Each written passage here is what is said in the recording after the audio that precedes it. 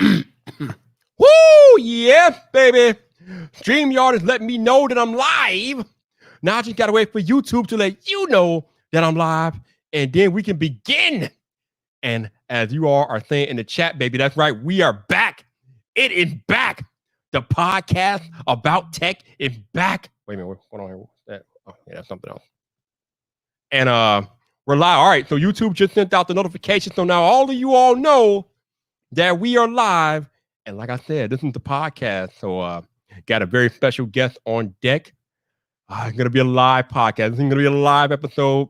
So for those of y'all here live, you are going to be in for a treat this afternoon. But I think we got Gabriel and Trenton out there, Jason C, Gwendolyn, Tuvo, John Michelle, Alex. What's up? How y'all doing? Gonna wait for about a minute more to let the rest of y'all file in who want to watch. And then we're going to go ahead and get this party started because I don't want to hold my man up. Don't know what people creators, we're all busy these days, so I don't want to be holding people up too much, man. Especially with all this tech and stuff happening, man. I mean, every 5 minutes, something new is being announced or dropped. There's craziness going on. So I'm not trying to hold people up. But we are live. This is VypDrive. And VypDrive is back in the middle of Live Timber. Most of y'all know by now we are going live every single day this month on this channel. And this is the first time in about a month or so where we have done an episode of the podcast. But without further ado, let me take a drink and then we'll get into the podcast because this is going to be a fun one. This is going to be fun.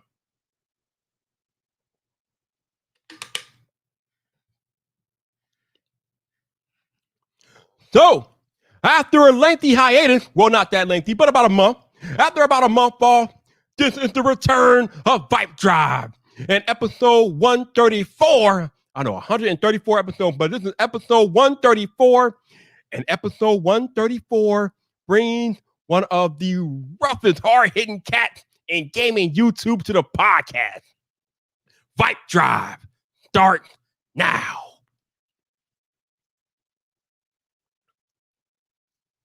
What's up, people? This your boy Viper, the man about tech, and welcome back to another episode of VypDrive. This is the podcast about tech, hosted by the man about tech. And today on VypDrive, we have one of the realest cats in gaming YouTube. I've actually been watching this man for a very long time. This dude keeps it no nonsense, real 100% of the time. He doesn't care if you're a Sony pony or an Xbox. He is keeping it 100 with you. But let's bring in my man Ryan from Big Cloud Gaming. What's up, Ryan? How you doing? What's up, man? Thanks for having me. Yo, thank you for joining me, man. I appreciate you. Thank you, man. I know how busy you are, especially with everything that's going on with these next gen consoles coming out. So I appreciate you taking the time, man. Thank you.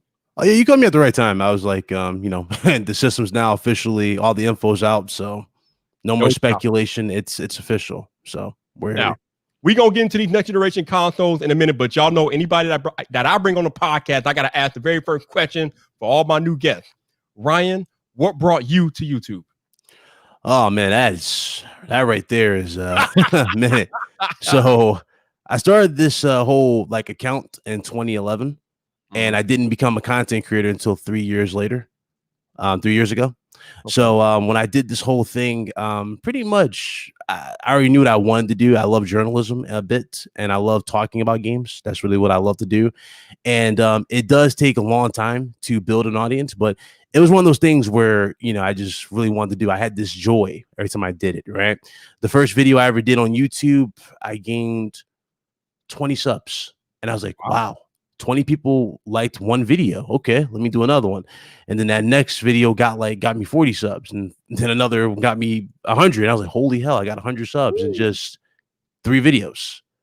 So I started doing more, got more and more confident on the mic. And that just led to this love for what I do. And then I eventually transitioned into podcasting, because you already know I do a podcast and Fridays. Right. And that transition to podcasting and just talking about tech. And obviously with PS5, I'm a big PlayStation guy. I played games before I even did all this. I was that was kind of the gamer life. I went to work, came home, and just gamed before I even did YouTube. Now I have to have a set schedule, whether or not game or do a video. So that was before, but that's how it was, man. Just, I love sharing my thoughts, my opinion, and my history about, the industry and how it got me into it and made me the man I am today.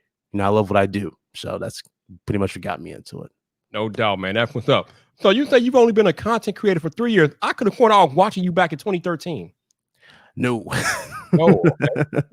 I literally got on here like channels, probably 4 years now, going on 4 years now. But yeah, I literally got into this about 3 or 4 years. Now it's funny because like I said, I watched you years ago, and I think I ended up for whatever reason, I think I was going through some financial stuff. So I ended up getting rid of all my my consoles. So I've been without a console for over a year or so now. But I had stopped watching because obviously I didn't have a console, so I didn't really have any vested interest in the gaming industry and things like that. But recently, I think with all the hype of next generation consoles and things like that, I just happened to run across one of your videos, and I don't know why, but I clicked on it. I started listening. I'm like, wait a minute, this dude sounds familiar AF. And then when you said you're like Ryan, I'm like, oh my God, that's him. I used to listen and watch him like back in the day. Like, that's what's up. Yeah. This year or last year, I went through a rebranding of the channel completely. So before it was Ryan the Professional. That's probably what you remember me as. Yeah. I changed it to Big Cloud Gaming because I have a friend who helped me with my new logo and everything for the channel. And she was like, you know, I love you, but you know, you need to put gaming and stuff. And I was like, what's that supposed to change? She's like, just do that. And I listened to her. I let her guide me a bit, and this led to just more cooler stuff. And I just became more grounded, you know, more humbled in the long way. You know, the people you meet in here are really, really cool. Some are not, but you meet you meet gems out here, man. People are cool. So that's what led to Big Cloud Gaming. And I ain't gonna lie, Big Cloud Gaming is something that I didn't think people would accept, because I remember when I first announced it, everybody was like, people were like, I don't know, man. They didn't like the original logo. She hits me up on Twitter. She's like, sweetheart, check your DM. I was like, okay. She had this new logo and everything. I was like, then, okay, maybe I can work with that. And you fast forward a few months later, everybody's saying they like that 5 times more than what I originally did. Even my Panther logo, because that's probably what you remember is that Panther logo as well. They was like, that's better than the Panther. So I was like, and ironically, I kept that as a thing. Even when you see it in intros, that's kind of the thing that's been a thing. So rest in peace to Chadwick Boseman. That's why the new logo looks the way it does now. So maybe Wakanda forever. Right. Yeah. Right, man. Wakanda forever. So like I said, it was funny because back in the days, like I think when the Xbox and PlayStation 4 first came out, I was watching people like Next Gen 720. I was watching Showstopper. Yo, Showstopper, if you're watching, listening, we need you back in the YouTube game, dude. Make it happen. And I was watching Crap Gamer. Now, Crap Gamer, he's a cool dude, but he kind of got on my nerve because the dude will make the same video 4 times a day, just try to change the little headings around. And I'm just like, come on, Crap Gamer, man, come on, man. Cool. I used to go at his neck back in the day. Heavy back in the day. I talked to him legit like a Mando on Mooch's show not too long ago, and we good. I'm gonna have him on the channel very, very soon. So we're gonna talk. I'm gonna shock everybody. Like, yeah, there's no beef. It's just gamers' different opinions, and I've learned to accept that. You know, people's opinions. But before, you remember, I was like, I remember, man. I mean, you know, I don't like your attitude. What you mean Xbox is better? Excuse me? You know, that's how it was back in the day. Now it's like, hey, you like Xbox, you like Xbox. You know, I've been on both sides. I've been on PC. I can show the rig right here. That's what I've been, you know, rocking. I'm also getting that PS5. You know, just gaming, man. Enjoy your gaming. It's all good, man. It's all good. But yeah, I was like I said, I was watching them back in the day. Then I happened to run across your channel. I'm like, all right, this dude is like, even though he's a PlayStation guy, he's pretty down the middle with this stuff. I mean, he's telling it like it is. He's not trying to be a fanboy one way or another. He just letting you know what it is. And I appreciated that. So that's why I was rocking with you back in the day. And then when I rediscovered your channel recently, I'm like, oh yeah, we going back today because I know what he's gonna bring to the table. So I appreciate you and your content, man. So shout out to you. So I appreciate it. I think I know the answer to my next question, but I'm gonna ask it anyway because obviously you just said that you prefer PlayStation. Now, the Xbox One and PlayStation 4 generation have been going on for 7 years. And I swear, over those past 7 years, Microsoft has not figured out that, you might want to figure out how to make exclusive games that make people want to come to your platform. So my question, Ryan, is what is it about PlayStation and what is it that you prefer with PlayStation over Xbox? So Microsoft is known for being the dude bro casual shooter console. Oh, yeah. You know, that's kind of the whole meme that they turned themselves into with Call of Duty, the Forzas, the Halos. That's kind of what it is all. This is the same thing. It's a shooter or just a racer. Sony suckered me. They had me in with PS3 with all the games, the ridiculous lineup of games. There was so much to choose from. They even had games I didn't even think of, like Wonder Book, which I never got into, but they had so much crazy stuff that's like, damn, how can you not like them for all this variety that they're offering? And so Sony has such a crazy, diverse library that I was like, I'd be a fool not to go back to PlayStation after this time. And granted, I was on 360. I gave 360 a shot. 360 was a good console. It just 360 fell into the same tropes, especially in the latter years. It was just Halo, Gears, Forza. I'm like, guys, why are we hyping up HBO Go on the console? Where's the other games? Where's the other games? And dude was like, oh, it's fine. It's quantity over quality, or quality over quantity. I was like, it's the same 3 games. What do you mean quality? But dude was making excuses out the board. So I was like, I can't do this. I went home, the PlayStation. I have not looked back since, and I made the right decision even going to PS4. I was like, this is just the platform to go to. They proved that over the years. They got my money for PS5, despite one hiccup, which we found out yesterday. But that was it. Yeah, I'm still in. Yeah, so funny story. I think I've told a lot of you guys that follow me on Twitter, but just in case you don't follow me and you don't know the story, I did not pre-order a PlayStation 4 like a complete idiot. So I had to spend some 8 hours outside in line at Best Buy on the launch night for PlayStation 4 because I didn't pre-order one. Now, luckily, when I was in that line, I was like, I think it was number 3 or something like that, so I got one. But yeah, I had to wait 8 hours outside to get that PlayStation 4. I was enjoying this PlayStation 4 when I originally got it. But then I think about a month or two later, I ended up getting an Xbox One, and I kind of enjoyed the Xbox One more because I kind of fell into the allure of it being a media box, it doing more than playing video games. But the only problem with that is that at the end of the day, it is a video game console. And like I just discussed, Microsoft is a little lacking on their exclusive titles, even over the past years, they've been lacking. I think I've been watching a little bit more Crack Gamer recently, and I think he said something like, it's been almost a year since Microsoft has unleashed a AAA exclusive on the Xbox platform. Over almost a year. I think he did like 10 months or something. Like, what are they doing? We know that, I think it was 2 years ago, they announced at E3 2018, I think it was, that they brought like 5 studios or 10 studios. And I think they brought maybe like 10 more studios since then. But where are those games? Like, you got 15 new studios and you are launching a brand new console, and I'm still waiting for a compelling reason to buy the Series X, because I don't know what Microsoft is doing with all these developers, Ryan, but I'm waiting for the games. Where are they, Ryan? Where are they? Yeah, so I say this all the time because I'm not just on PlayStation podcasts. I'm on a lot of Xbox podcasts as well. I'd say this all the time. And the excuse is that, we should wait because they'll literally have to start all over. But I'm like, that's really not really assuring. What you should have done was build upon the games that you launched with. For example, Quantum Break could have been something you built upon. And I use Uncharted as a good example, because Uncharted is a prime example what happens when you take proper feedback and up your game with it. The first Uncharted game was not amazing. Let's just call it what it was. It wasn't amazing. It had a good story, great acting, has some okay combat and awkward shooting, but it wasn't amazing. What did they do? Well, they took that feedback and we got what? Uncharted 2. They gave you some insane set pieces, insane story, beautiful storytelling, and characters. That's how you get proper feedback. You take that feedback and you put it into those studios. And that's what I've been asking for Microsoft for the longest, and it took forever to get that. Now, we do have some stuff in the future, which we think is 2023, at least for some of these games. Like, for example, Hellblade 2, that's some years away. The last time we saw Hellblade 2, they showed it taking pictures of gravel and ground of the environment. Now, when they taking pictures of it, the ground and the actual environment of the set piece, that means you're just now getting into level design. I mean that you're nowhere near close to development in terms of creating the character. You're creating the lore, you're creating the world right now. You're not even ready. So that's like 2023. Avowed looks good, but again, we don't know when that's coming out. Everwild, we don't know when that's coming out. You know what I'm saying? Some games, they do have some games coming, and I'm looking forward to them, but I don't know when they're going to get them. So I don't know. So it's just.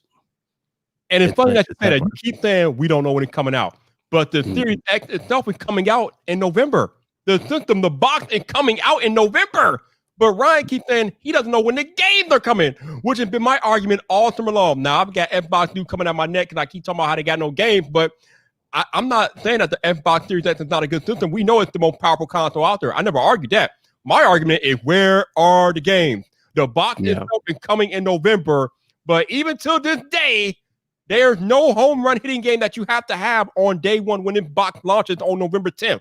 So basically what they're trying to allure people or draw people in with is Xbox Game Pass, and we'll get more into that in a little bit. Y'all know how I feel about Xbox Game Pass, but basically they're trying to say that they're going to have the largest launch library ever because they're relying on all the backward compatible games. But nobody buys new hardware to play old games, Microsoft. I beat that across every time. I didn't buy a PS3 because I can go back and play Crash Bandicoot 1. Seriously. I bought a PlayStation 3 because of games like Resistance Fall of Man, which blew me away when I first saw it on the PS3. I bought a PlayStation 3 for Metal Gear Solid 4, Guns of the Patriots, which is one of the greats of Konami or Kojima. You see what I'm saying? I bought PS3 for the Sly collection. I bought PS3 for all these games that were dropping. I didn't buy it for the old gen. So for people saying, "Oh, I need all my old games secure," that right there is just capping. You're doing that for console war bait. That's all it is. It's capping, and I always laugh at that. What are you looking for in terms of the future? You're talking about the past. I'm talking about the future. The future is now. What do you have now? Where are we at now? Oh, we're at excuses. Well, we have to wait till this. We don't know when this happened. And that's where I'm like, then why should I take it seriously? Why should I pay you any mind? And then they'll go, no, that's a fanboy statement. That's a realistic statement. You know, it's realistic statement. It's kind of like when you go to a job interview. What do they tell you at a job interview? First impressions are what? The most important. Yep. What you have to offer is the most important thing. You need to offer the best. If you ain't got nothing there day one, then guess what? Ain't nobody gonna take you serious. And that's the thing. Microsoft puts themselves in these crazy situations. Like before Sony's show, which was yesterday, Microsoft, one of Microsoft's spokespersons was like, "Oh, we never relied on first party exclusives to push a console." And I'm like, "Excuse me?" Right? Halo Infinite, you had, I'm sorry, not Halo Infinite, but Xbox 360, you had Halo 5 or no, Halo 3, and you had a limited edition Halo console. What are you talking about? You've always had exclusives to launch the system. This is not something new. This is something that's required. Really? Right now, you're pushing agendas. You're not pushing no effort, and people don't want to hear that, and they always flip it and say, "Oh, that's not the case." And hey, I don't know what to tell you, man. Like I knew exactly as soon as that PS5 event started, and they showed Final Fantasy, and they said console exclusive. That right there automatically secured a PS5 purchase for a lot of people. And I'm not a huge Final Fantasy fan, but a lot of people were like, "Yo, that's me. I got that. That's me." And I'm like, you got that. You know what secured a PS5 for me? Demon Souls. That Demon Souls gameplay was smooth. I wanted that. That Spider-Man gameplay looked like the damn movie, Homecoming. I was like, yo, I'm with that. You know what I'm saying? I'm with Sony came out the gate yesterday, smashing Final Fantasy 16, Spider-Man. I mean, good, just 1-2 punching them like bam. Yeah. Like you said, when you are launching a next generation console, it is about the exclusive, especially when we're talking about a new next generation console. What are the next generation game experiences that I can have on your console? Sony, like I keep telling you guys, Sony has completely redesigned their controller from the ground up for a next generation experience. Now, not saying that the Xbox controller is bad because it's one of the greatest controllers of all time, but Microsoft is not doing that on the Xbox side this year. They're giving you a rehashed version of the Xbox One X controller. So, yeah. I mean, I'm just looking at Sony's side. I'm like, I see more next generation focus from Sony than I do Microsoft. But Microsoft is doing some good things. I'm not here to totally bash them because, you know. Yeah, they confirmed haptics, which is what Sony's rocking. They confirmed that for the Series X, which is good. They need those. That's great. Okay. But my issue going into that controller, because you remember with the Xbox One, the shoulder buttons were ridiculously close against the controller. It felt weird for that controller. Another thing that was done was the D-pad. I'm looking at this one right here, and I'm like, yo, I don't know who tests these controllers. I don't know who legit got that through their thick heads, but it's like they couldn't get the D-pad right with the base controllers, but somehow you managed to get it right with the $250 controllers, which again, I never thought in the history of gaming, I would see Microsoft turn into scuff gaming. I never thought I would see that when they turn Right. into scuff. I never thought I'd see that because they're basically selling you scuff controllers, and I've had those for a long time. You know, hell, here's one right here. There you go. There you go. I got one. I've been had a scuff, so I know what a scuff is. They're selling you scuffs. It's like that's not really assuring. You know, it's nothing. You're not really selling me. So the only real difference between that new controller and the last one is the share button. That's it. Literally. That's it. The DualSense, it looks nothing like this. Nope. Nothing like this. It looks completely different. They completely revamped it. Longer battery life, more features. It's got a speaker built in, so you don't need a headset. Somebody's listening, and Sony, going next gen, and Microsoft is like treading water over there. Yeah, somebody's listening over there in Sony. They know that voice chat is required, and it's like everybody's got a headset. It might not be the most conventional, but hey, you got something. It's a controller. The better headsets are going to come later, and of course, that's where tech heads like us coming again. We get those, but definitely, I'm just saying, like they're not making that effort. No doubt. Shout out to my man Gabriel T. Black for the super chat. Thank you, Gabriel. I appreciate you, man. No doubt. Also, shout out to the 32 of y'all that are watching the podcast live. Welcome back to VypDrive. I know we've been gone a while, but I appreciate you guys tuning in. Also, thank you for tuning in every day this month as I live stream every single day in September, man. We're going 30 days straight. We're on day, 17, I think it is? 17, yep. And thank you guys for watching live. I appreciate you. If you want to go check out Ryan's channel, Big Cloud Gaming, his info is in the description, so definitely go check him out. Legit dude. Like I said, if you are into gaming and you want to know all the news and things about the next generation consoles and the games, definitely check him out. He's the man. He's legit. Appreciate that. No problem. Also, shout out to those of y'all listening on audio only. Thank you for coming back for another episode of VypDrive. I know it's been a while, but we are finally back. I appreciate you guys rocking out with me and Ryan. If you want to go check out his content on YouTube, his information will be in the show notes. Definitely go check him out. He is legit.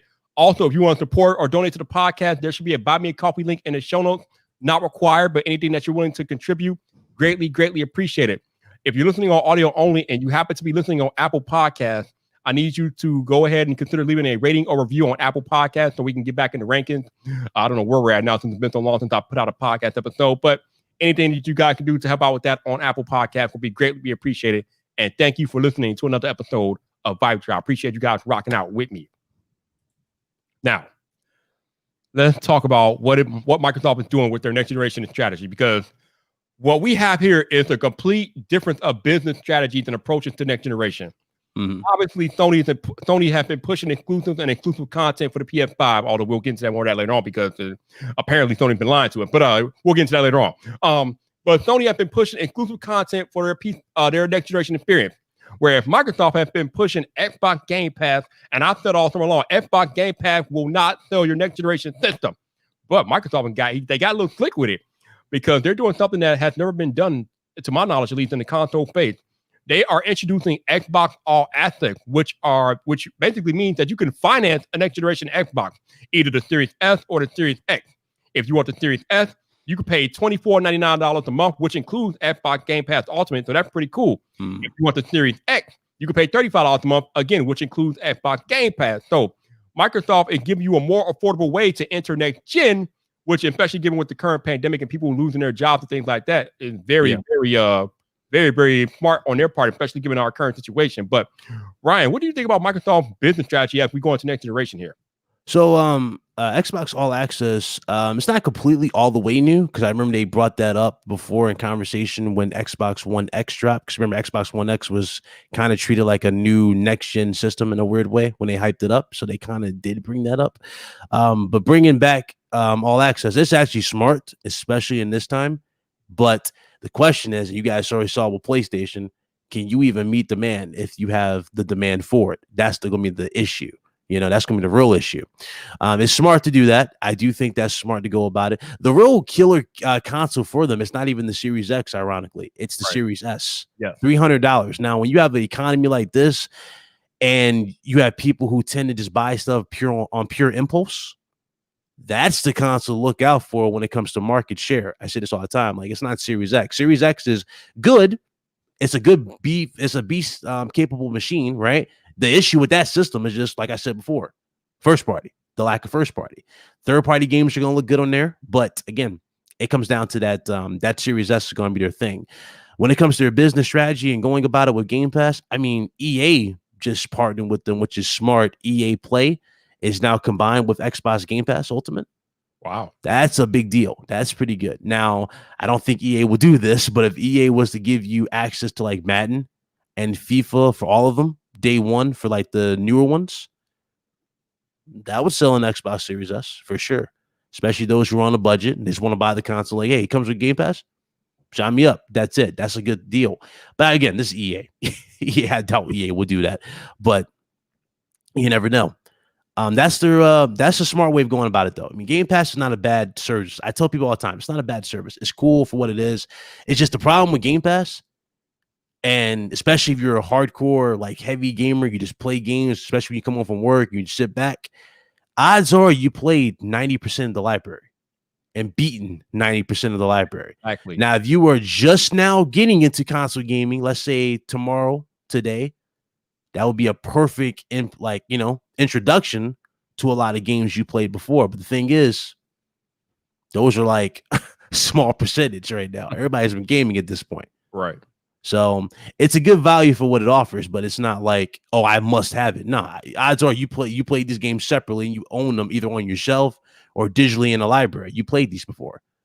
People hyping up Cyberpunk, like Cyberpunk's going to be a day and date. They turned that down. I'm like, guys, there's no way these publishers are going to put their new titles day and date on the service unless Microsoft is really forking over that cash and they charge extra interest on that actual service. And when they do that, and that's going to happen regardless because games are looking at $70. So we're looking at a price increase. Mm-hmm.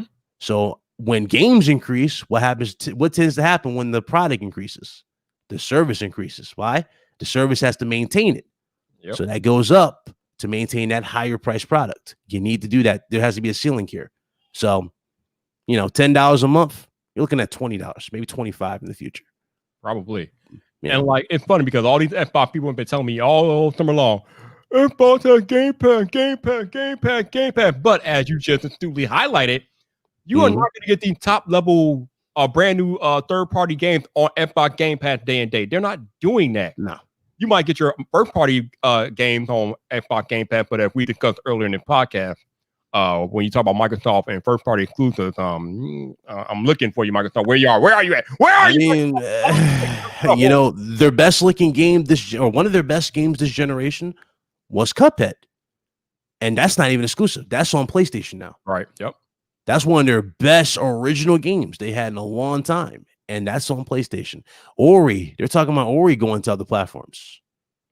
I mean, you're not really building this trust that I need to buy into your product, and that's why mostly I've been on PC. I mean, I can access all their stuff on PC. I'm not missing anything. There's only one thing missing from this rig, and I think you can already guess what it is. It's $500 entry level. I think you know what I'm talking about. That's $500 entry level, but I'm gonna go with the 3080. I'm gonna go with that 3080. The Copper got there quick. Apparently, I heard, man. Yeah, they got them quick, but I'm going with that 3080. That's just the true the upgrade right there to go for when it comes to Series X. Like again, it's not a bad system. It's not a bad system. It's a good system, but now is it really needed? Here's the other thing that I've been talking about as it relates to Xbox and games and things like that. Mm-hmm. Now, we're going to get into this with Sony, too, because, like I said, we found out we've been lied to a little bit about Sony yesterday, but we'll get into that. Yeah. But my thing with Xbox is that they have already told us a long time ago that you don't even need a next-generation console, Ryan, because every game that comes out for the next 2 years will come out for the Xbox One, One X, One X. So if these games are coming out for the next 2 years on the current generation hardware, why do you need to go out and get a Series X? And I'm just thinking to myself, why would Microsoft be handicap themselves? And a lot of people are of the mindset that if you are bringing out all of these new games for the current gen, then that might hold back development for the next gen, which is kind of, I think, what's going on with Halo Infinite. So Microsoft already kind of handicapped themselves trying to hitch their wagon to their current gen console, trying to keep everybody afloat when you're in next generation and you need to be focusing on next generation development, but they're still trying to drag the current gen into the next gen. It's kind of crazy. But a funny thing happened with that argument last night. It appears that Sony is exercising the same strategy. They're trying to drag current gen PS4 games into next gen, and I don't know. I don't get it. I don't understand. People came at me today. I did a live stream. I don't know if you saw it. I went off this morning. You heard that. Okay. So you heard my point. And again, I was expected for the backlash. I already knew I was either going to have people who love me either go in between the crosshairs, like, right, I love your content, I love you, but I might disagree. Luckily for me, I train my audience really, really well. I tell them how it is. You know, they're very well informed. They know where I come from. I don't bullshit. I don't put out fake information. I can't do that. Just can't do it. So when they did this decision, and you got reports coming around that Horizon, which they confirmed, is going to be on PS4, which blew my mind. I was like, yo, okay, guys, this is not a good look, especially after all the hype. Because remember, their whole strategy was to be the opposite of Microsoft. Right. So Microsoft saying we don't believe in exclusives, basically. Sony's like, oh, we believe in that. We selling this console. And I'm like, okay, you're giving what? Incentive to buy the system. You're making it easier to make that jump. So when I saw Miles Morales, and I see everything that I covered in videos from the SSD architecture and the asset loading and everything, I'm like, bro, y'all see what I'm saying here? I told you guys, this is what you're going to get on paper. The game looks incredible. Particle effects, everything. I mean, you see how fast these games are running? A lot faster than what you see on a PS4 and Xbox One now, isn't it? Yep. Ain't no sluggish gameplay. There's no crazy tacked on cutscenes to alleviate the system speeding up and catching up with the scene. No, it's all real time. It's running super fast. That's the type of stuff that I wanted for the longest from the jump. And when we got that, I'm like, yo, this is... take my money. 30 minutes into the show, Spider-Man Miles Morales. Oh, it's on PS4. I'm like, what? What? Yep. And then people are like, oh, it's not a big deal. I'm like, first of all, again, it's not a big deal that these games are on PS4. That's not the issue. The issue is that we were told that, it wasn't. You told us it was going to have its own separate exclusives. Yep. These games ain't separate. No. These are on both platforms. Therefore, those people who couldn't or who were actually going to jump, odds are they're not going to jump. They're going to wait for the other true exclusives to come later on. You know, they have a reason to, right? Yeah, they're going to do that. Now, some people are like, "Oh, this is just for the fanboy thing." It's not even the fanboy thing. It's a realistic principle. You lied. You told me that I was going to get this. Am I getting that day one? No. Is it going to be there? No. It's going to be on another platform.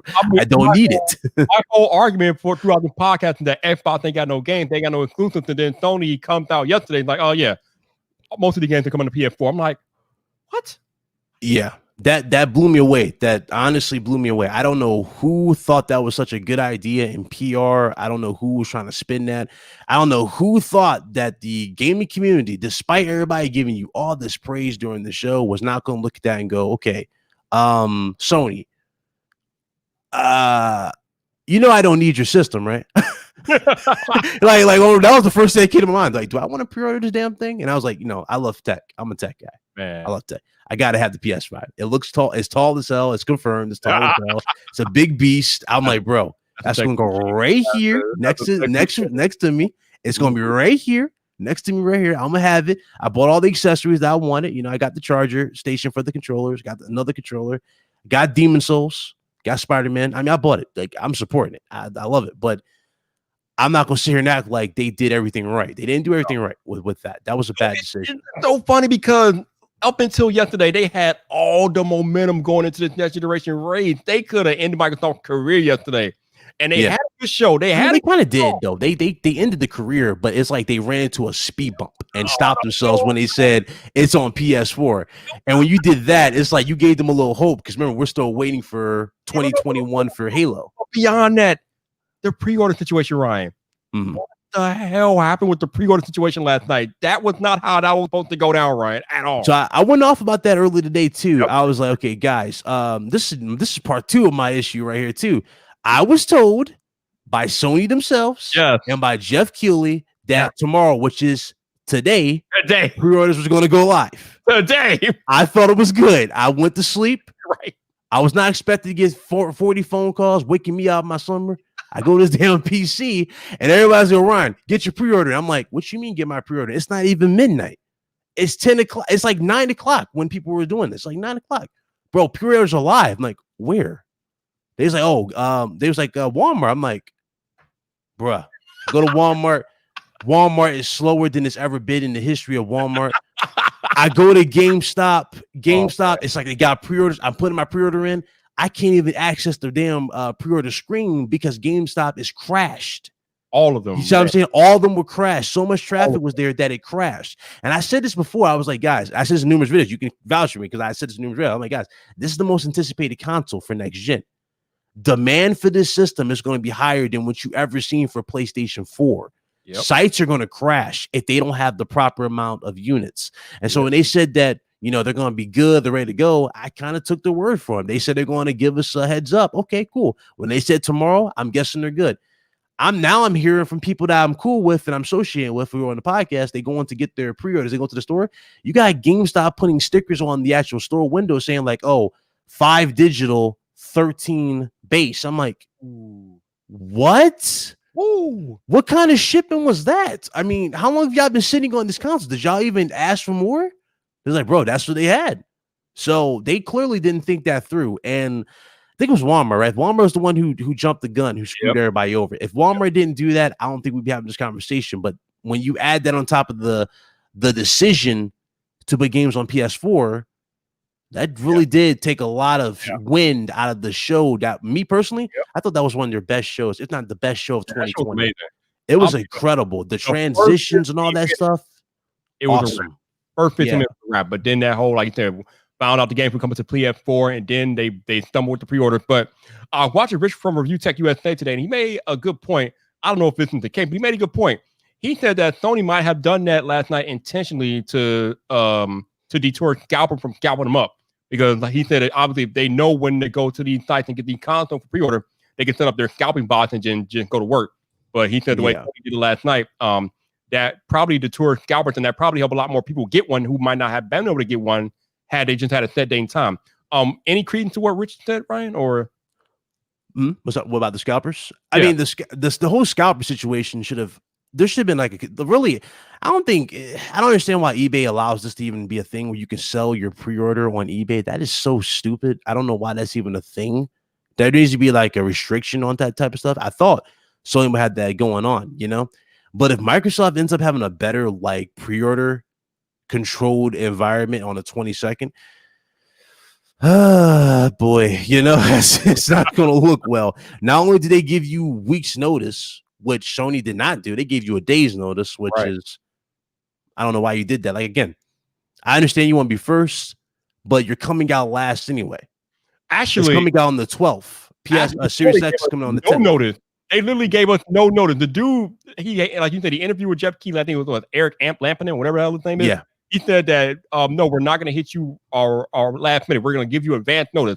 That was no advance notice. There was no advance notice. And then 2 hours later, pre-orders are live after the show. I'm like, wait, what is this? I thought we were going to get notice. This is not notice. So, yeah, it was handled terribly by Sony. But I am curious to see how Xbox pre-orders will go, because now there's a day and a time. So I think both pre-orders are going live at, I think, at 11 a.m. Eastern on the 22nd. So it'll be interesting to see if there's any credence to that scalping theory that Rich from Review Tech USA had earlier today. Since now the scalpers will know when to go pick those Xbox consoles out for pre-order. So I don't know, but yeah, Sony. I don't know, man. I mean, they're trying to flip it. I mean, I saw one console on eBay for $6,000. Other one was like 1,000. Others are ranging from like 1,000 to 2,000. Yep. So they're really they got some flip rate, right? Oh yeah. That Series X though. Here's the thing though. As much as I would like to say they're gonna do it and they're gonna make their money back, I'm not so sure what the demand of it. The reason why, you go to the community polls everywhere, all these sites, it's not even a question which system everybody just wants. It's not really a Series X or Series. And I'm not saying that to downplay. I'm just saying that's just the community. That's the community. Community in general is like, I don't really care for an Xbox or Series S, but I guarantee you though, they can't get a PlayStation 5. That Series S gonna look a little appealing. Oh yeah, you're gonna get not necessarily the next gen visual upgrade, but you're gonna get those enhancements like the low load time, faster games. Right. A lot of people just want that. Yeah, I mean, a lot of people like. It's funny because in tech we have Samsung where they released 2 Galaxy Note phones this year. They released the regular Galaxy Note 20 and they released the Galaxy Note 20 Ultra. And I called the Galaxy Note 20, the regular one, a participation trophy, because it was a watered down version of the regular Note and it was less expensive.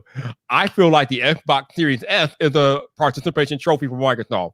Yeah, you want to get to the next generation? Yeah, we'll give you this watered down console for $300 if you don't have a 4K TV and you don't have the top dollar. You can get that participation trophy. I like the way Sony did it better because the digital is the same thing as the disc edition. It's just discless. That's it. But Xbox actually watered down their consoles to get more people to be a part, which I say is like a participation trophy. But I mean, at the end of the day, you do what you got to do to make ends meet, and you do what you do. But the interesting thing about PlayStation 5 pre-orders last night was I noticed myself that there were a lot more places where the disc edition was available than the digital. So I gotta believe when the Xbox can go on pre-order next week, it's gonna be pretty hard to get a Series S, but it should be pretty easy to get a Series X.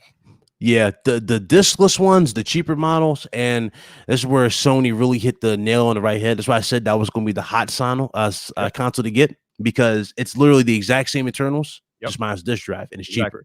That's it. You know, it's funny watching dudes try to cap on the price point all of a sudden. Where I said 405, dudes like, you're a liar. There's no way. I'm like, okay, that's what you're going to get. Dudes coming at me saying 350. I'm like, no. There's no way you're going to get any console from PS5 on 350. Sony doesn't need to be at 350. That's what I'm trying to tell you. They don't need to be at 350. It doesn't make sense. It's 400. It's not going to be no console with a $50 price difference. It's going to be $100 difference. That's how it is. Xbox Series X, is that really a threat to PS5? No. Market share wise, it's Series S. So again, when it comes to that cheaper version, that discless, I clicked on both links. The discless one was gone in 60 seconds. Gone. The disc-based one, it was like people were either wait. It was like, do I want to do it? I'm like, bro, move. That's mine. I took mine. That's mine. Like, listen, I didn't want it, but I wanted the discless ones because I want that, aesthetic look on the desk. Right. I'm like, hey, it's fine. It's dope. It's funny, I don't have one. I wanted the digital one, but I couldn't get it when I went to go to Walmart. So I said, you know what? I'm gonna take the L. I'm just gonna pre-order the disc one. At least I'll have one. But then, like I said, I got lucky later on that night because that's when Amazon went live and somebody alerted me to it, and I was able to get a digital from Amazon. So I ended up canceling my Walmart. But I did the same thing you did. I wanted the digital, but I couldn't get it, so I went ahead and I got the disc. And I think Sony did that on purpose. Sony wants to sell more than $500 box. So of course, they want their full bottom dollar. They don't want to take the hit and go, hey, here's the $400. I'm like, dog, Sony, I see what you're doing. It's clearly evident with the stores. We see you, Sony. Yeah, we see you. It's clearly evident with the stores. All the stores didn't have more digitals than the physical. It was all significantly more physical than digital. It was just like that on all stores. It's like, dog, Sony, who you trying to fool here? Like, you ain't fooling me. I see what you're doing. I see what you're doing. We see you. You got my money, but you can't. I see what you're doing. Just keep it real with me next time when it comes to these damn games. And like if people act like you probably wouldn't have bought the game. I'm like, listen, I'm a diehard PlayStation man. I want that next gen experience. I'm gonna buy PS5. That was it. Exactly. I didn't care if it was on PS4 or not. That would have been it. That would have been my jump. Man, it's cool if you already have a PS4, but I don't have a PS4. I don't have any consoles right now. So as soon as the went live, I was jumping on it regardless. I was getting a PS5 anyway because that's what I wanted. Because I know even though the launch titles are going to be a little short as far as quantity and things like that, I know that at the end of the day, Sony has a history of giving you these rare first-party exclusives that aren't going to be anywhere else. And Microsoft, over their history, have proven unable to do that. They have proven inept at giving you quality first-party exclusives, like you said yourself. Microsoft has built a reputation as a do-bro console. You got your Halos, you got your Gears. I mean, they are really heavy into the first-person shooters, whereas Sony, they're more diversified with their first-party lineup. So I was going PlayStation regardless. And I'm an Xbox dude. I love Xbox, but when you talk about better diversity of games, it's always Sony. So I had to go Sony. Yeah. And again, people don't like to hear it, but I mean, it's just, I'm not trying to be, extra. I'm just like, bro, it's just common sense from what they've delivered. That's just how it is. And Ryan, the other thing that killed me, Ryan, is that the Xbox, they stay using the argument, well, the multi-platform is going to look and run better on Xbox. And I'm thinking to myself, maybe, but it's not like they're going to be terrible on PS5. They're going to run amazing on PS5. That argument never ceases to amaze me because when I hear that argument, I'm like, okay, first of all, this is where you're running into a brick wall. You say our console is going to have the best looking multiplats. Now, this is where my good friends on PC, we laugh at all of you in Discord. We go, okay, first of all, neither console will have better looking multiplats than PC. Neither. I say it before. The best looking games on console are in its first party. It will always be the first party that defines the console. Multiplats sell more because they're on what? Multiple platforms. Yep. first party content sells less because it's meant to sell you to the box. Nintendo doesn't have an issue with selling first party. Let's keep it raw. It's nostalgia. Nintendo is nostalgia. People buy Nintendo. Sony needs, I don't know what Sony would do to get their games to sell like Nintendo, but hey, people talk about Mario. Mario sells like 20 million per game. Even more, easily, like in a week or so. They do that, whatever. I don't know what Sony needs to do to sell those, but hey, that's what happens with Nintendo. Again, I've outgrown Nintendo. We've all started off in Nintendo in some way or fashion. I've outgrown them. Have they grown with me? Hell no. So I'm not jumping back there, but that's how it is. Man, no doubt, man. But I mean, the Nintendo Switch has been a huge success for them, man. Some of the games on the Switch are pretty damn good. I'm not going to say that Nintendo doesn't know what they're doing, because they clearly know what they're doing. But they've smartly kind of gotten out of the rat race with Microsoft and Sony, because Nintendo has carved out their own niche with the Switch. So they are doing big things. I mean, hell, the Switch beat Xbox and NPD like a lot lately. So I mean, Nintendo knows what they're doing. But yeah, when it comes to next generation and you want these next generation gaming experiences, I mean, the PlayStation is leading the pack right now. I mean, Microsoft might catch up. I mean, like I said earlier in the podcast, they have purchased over 30 in-house studios over the past 3 or 4 years. So at some point, you would think, Ryan, that these studios have to produce something. I mean, come on, man. What are you doing over there, Microsoft?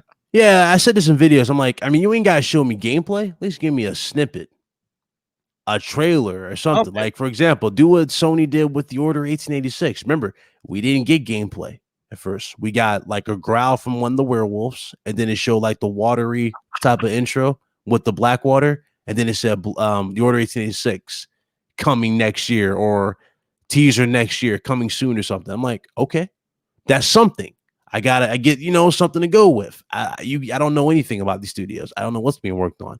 I don't know what the initiative is working on. Still don't know what that secret is, what the initiative's working on. No. Coalition's talking about Gears 5 again. I'm like, listen, Gears 5 is a good game, but that's not the game you want to praise that you got to 120 frames on a next-gen console, especially when it's super well optimized for PC. And these consoles are pretty much PCs. That doesn't do anything for me.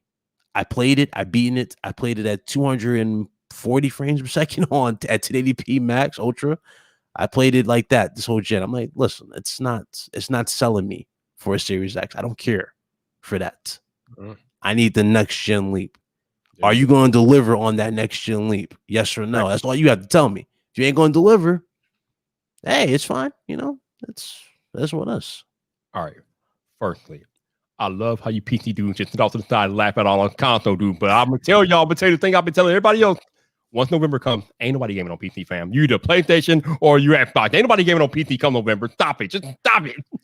Well, November. Okay, so yeah, when these consoles drop, you ain't really gonna hear nothing for PC. I mean, granted, they do have something for PC, which is the 30 series, but I mean, by the time these consoles really come out, the conversation on Twitter will probably more likely be dominated by the console. Why? Because that's where everybody really is hyping up. It's the consoles. That's where they're hyping up.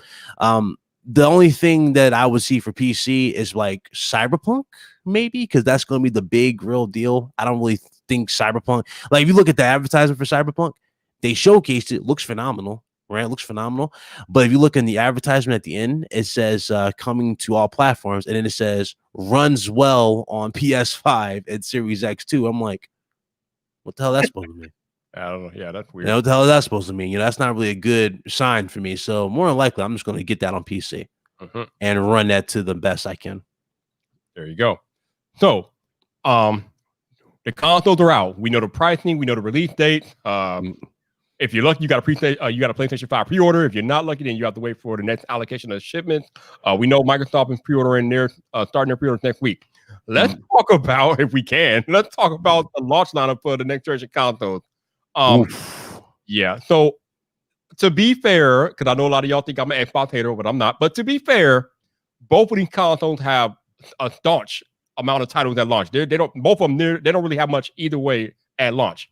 But let's talk about what Sony has versus what Xbox have. On the Sony side, I think at launch you got Spider-Man, you got Destruction All-Star, whatever the hell that is. Demon Souls was confirmed. Oh yeah, Demon Souls. Yeah, day one. 3 that are like PlayStation 5 exclusive. Everything else is probably on most of them, Xbox. I don't even what does Xbox have launch? I heard of I remember one game from the Xbox showcase called Medium. Is that a launch title? I don't even know. That's coming later, and they also said that that's going to be on PS5. Oh, really? Okay, I Yeah, didn't know that. that's Okay, so coming Ryan, PS5. what launch titles does Xbox have? Because we know Halo got delayed to next year. Yeah, that's the thing. That was their big ace card. It was Halo Infinite. Oh boy, That was the issue. You know what I'm saying? And if boy. the memes didn't start, I honestly think it would have dropped in that shape, and they would have fixed upon it later on. Because remember, this is going to be quote unquote the last Halo game for 10 years. Right. That's what they're saying. This is not my word. This is their word. And this Yeah. is going to be the 10-year expansion. Basically, they turn Halo into Destiny. That's basically what they're trying to say. So you're going to get more added on in the years. But the fact, what really it didn't even anger me. It shocked me because this is the main feature that they've been talking about over Sony. Ray tracing. Ray tracing wasn't available for the game in the first showing, and it wouldn't be available at launch. So what the hell have you been doing this whole time when people have been speculating for this game? What have you been doing? What is your main bottom line here? What are you really working on? Like, what's really about to happen? What are you about to launch here? Clearly, they didn't think that through. So it's just. So if I'm understanding you correctly, the Xbox Series S and S virtually have no launch titles. If I'm understanding you correctly, they got Game Pass. Dudes was hyping up Cyberpunk. I mean, hey, you got Game Pass. You got Game Pass. I don't know, man. It's you got Game Pass. You got Madden. You got FIFA. Oh God! Wow. There you go. I mean, there's nothing, man.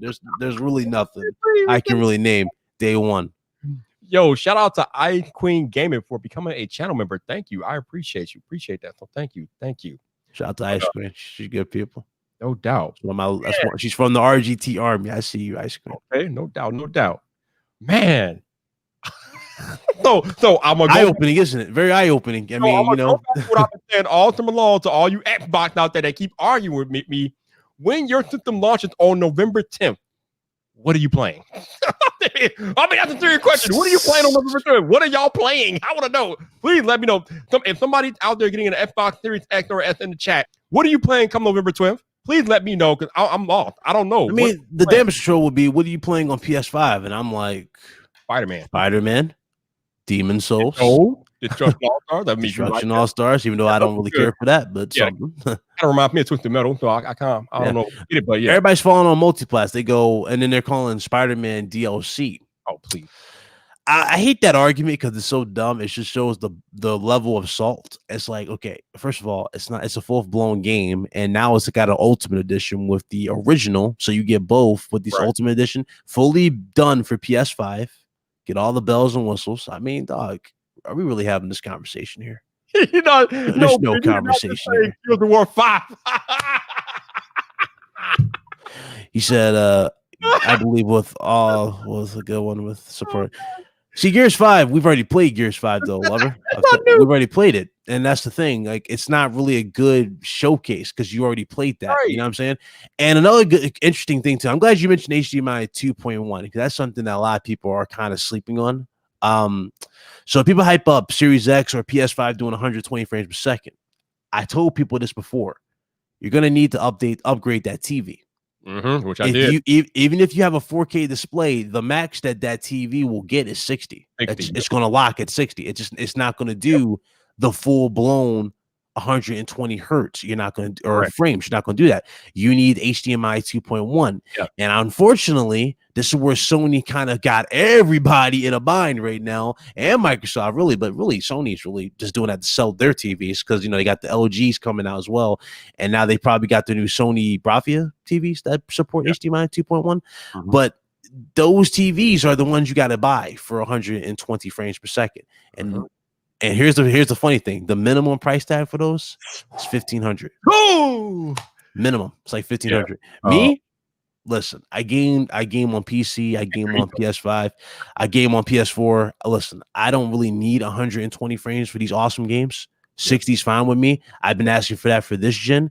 Just give me 60. Just give me 4K 60. I'll take it. I'm good with that. So I went and got the Acer Predator X27. I'm good on both sides. because this goes to 120 on the PC. Oh, there you go. And 140 on PC. So I go both on PC. As most of y'all know, I went out and I brought a TV for the purposes of these next-gen consoles. So I got the LG C10 OLED, which supports, they have 4 HDMI 2.1 ports on the back, which all support 120 hertz. So I will be good to go. But that TV is north of $1,500. So, I mean, you got to do what you got to do with that. But yeah, I don't know. Like I think you Xbox dudes, y'all keep talking about how you don't care about exclusives. And I guess I see why y'all don't care, because y'all don't know what the hell exclusive is. Y'all don't know what they are. Yeah, he said I'm getting what do you say? I'm getting PS5 digital. If you can find that PS5 digital, good luck, man. Good luck. If you can get your hands on it. I mean, that right there was the first one me and this man right here looked for. We couldn't get it. We had to get the disc version. Seriously. So odds are you're probably going to be forking over another 100 just for the disc if you can get a pre-order in. Yep. That's probably what you're going to be getting. Yo, while shout out to Yates Network said good monitor. 4K monitor, I'm guessing that's what you're referring to. I do recommend Acer Predator. My good friend, I actually don't recommend you spend this much on his, but he bought the one from Asus, the PG 27Q something. That one's 144 hertz and it is 1 millisecond and it's 4K. He paid like $2,000 for that. It's worth $2,000. Mm-hmm. Actually, it's actually going on sale for $3,000.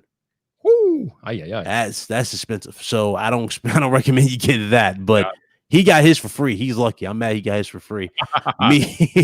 me, I was going to get that, but he was like, Ryan, just go with the Acer. I'm like, yeah, I'll take the Acer. So I'm happy with that. But and while I'm live on this podcast, I don't know if you're listening or watching, but shout out to my man Gregory McFadden, man. Greg Gadget, dude, you are the real MVP. Because of Greg Gadget, he is the one who originally alerted me to the PlayStation pre-order going live. And he alerted me to Amazon going live last night. So he had my back on both occasions. So shout out to Greg, man. You are the real MVP. I appreciate you. And thank you. Also, shout out to my man Gregor TV for helping me out on some things. I appreciate you, Gregor, man. I don't think I forgot about you, baby. I will get up with you tomorrow morning, man. But thank you to Gregory McFadden and Gregor TV for helping your boy out. Appreciate both of you guys. But I think that's going to be it for this episode of VypDrive. Ryan, before we got to hit where they can find you. Oh yeah. I was gonna recommend. He said 14. I'm guessing he said 1440p for HDMI 2. I do think you can find HDMI 2.1 for 1440p, but I'm not sure where. Go to YouTube. Just go to Amazon. You might be able to find them because they're actually super cheap right now. But yeah, it was good. It was good having me on. Thanks for having me on the show, man. It was good talking to you. Awesome. You guys can find me at Big Cloud Gaming on YouTube and Twitter. It's all gaming news. Mr. Viper's an avid listener, so he already knows. I told how it is, man. If something's good, hey, preach from a mountaintop. if it's bad, unlike yesterday, yesterday was bad. I was like, I had to let it have it today, and let's just say it, man. I value my credibility over a sub or insane views at times. That's what I love, man. I love to be honest. I can't be like a lot of people you see here who do it for clicks. There's too many of that, man. I just can't. Yeah, like I told y'all in the intro, this is one of the realest cats in gaming YouTube, man. I love listening to him because I know if something going down, if it ain't right, or people talking out their mouth, Ryan coming at him. I know he's coming at him, so I appreciate that from him, and I appreciate him. Thank you guys for watching the podcast live today. I appreciate you guys rocking out with me and Ryan. If you want to go check out his channel, El Jefe just posted the link in the chat. Definitely go check him out. He is legit.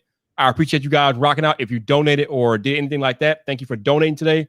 Definitely appreciate you guys rocking with me live here on VypDrive. I know we've been away for a while with the podcast, but we're back, baby. We're back. Shout out to those of y'all who are listening on audio only this week. Thank you for listening to another episode of VypDrive with me and my man Big Cloud Gaming. Again, if you want to go check out his content, his channel will be in the show notes. Definitely go check him out if you want that hardcore, tough love, gaming news, all that good stuff. If you want to be on top of everything happening with these next generation consoles, definitely go down to the show notes. Check my man Ryan out. He is legit. Again, if you guys want to support or donate to the podcast, there should be a buy me a coffee link in the show notes as well. Anything that you're willing to contribute will be greatly, greatly appreciated. But again, not required. If you happen to be listening on Apple Podcasts, though, I would really appreciate it if you guys could leave a rating or review. Help more people discover the podcast. Help us get back into the tech rankings on Apple Podcasts. So please, if you are listening on Apple Podcasts, consider leaving that rating or review. Yes, Simply Pop Again, we are in live timber, which means I'm live streaming every day this month. And as you know, Simply Pops, you know the procedures. Friday night Viper will be back. So I will be back tomorrow night at 6:30 p.m. Central Standard Time, like I am every Friday night. That's how we do. So that is where you all will find me tomorrow night. But until the next time, people, this your boy Viper, the man about tech. You know where to find me. So come back for more.